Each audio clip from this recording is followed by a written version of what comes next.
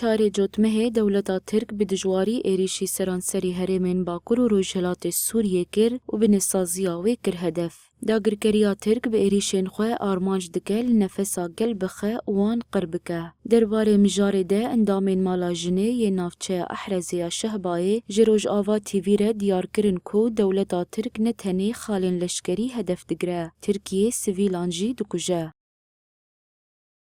هێرش نقطة عسكري دكم داوي حموجي داوي مدنية وك مثال من ناحية شيرا ودها آويتي بنا چونی ناو ملکی خواه چونی زیتونی خبر رفت دکن وی آویتی جنک و میرک و قچک که بریندار بونی اشتا ام دبین امش دولت دخوازن ام دبین بی تشتی بسکرینن بس هیدما اجوان قچکی درنی را وان مدنی گدرنین ام دبین بلا سر بی تشتی بسکنن هیده اجبو و وضع حلک دین توناکی ببه. هەروەها ئەندامên mala jinê gotin armanca dijmin ji hedefkirtina binesaziya herêmê re ew e ku gel birçî bike. êrişî dewletê Tirk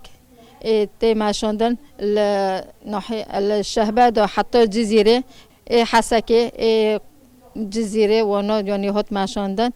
wextê bi taybet yanî li ciyê mazûtê xest ciyê gazê xest ciyê dermên ser miletî Kurd dixwaze çima mileto birçî be hacetê gindê be و ارشد و قذیف دیس داوی سر ما نه بس ملت یعنی عسکر هدف گرفته ملتی ماشی یعنی هدف شی از دنگ خود گینه و دولت یعنی تبع یعنی اردوغین دبن یعنی دنگ خود گینه و دولت نو هدی بس ویریش کرنه Dewleta Tirk a dagirker di êrişên xwe yên dawî de zarok, jin, navendên xizmetê, mal û milkên sivîlan kir hedef. Cîhan bi giştî bû şahidê vê yekê. Lê her kes li hember kiryarên Tirkiye û dîroka wê ya reş ku bi kuştin, wêrankirin û dagirkirinê tê naskirin bêdeng man.